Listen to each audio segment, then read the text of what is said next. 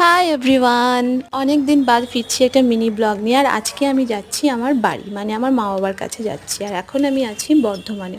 তো ভাবলাম একটা ভিডিও তোমাদের সাথে শেয়ার করি, কারণ চেনা শহর, চেনা রাস্তাঘাট, চেনা দোকানপাট, এগুলো যখন চোখের সামনে দেখি, আমি জানি না আমার মতো তোমাদেরও হয় কি না, একটা অদ্ভুত নস্টালজিক ফিল হয়। এই দেখো বর্ধমানে কার্জন গেট। তো এই কার্জন গেটে দাঁড়িয়ে রামপ্রসাদের লস্যি খেয়েছি লাইন দিয়ে।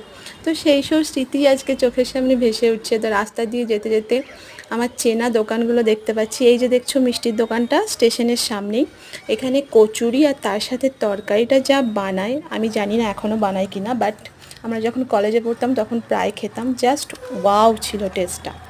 আর এখন যাচ্ছি নবাবহাট, এটা আমাদের বাস স্ট্যান্ড, এখান থেকে আমার বাড়ির বাস ধরে যেতে হয়।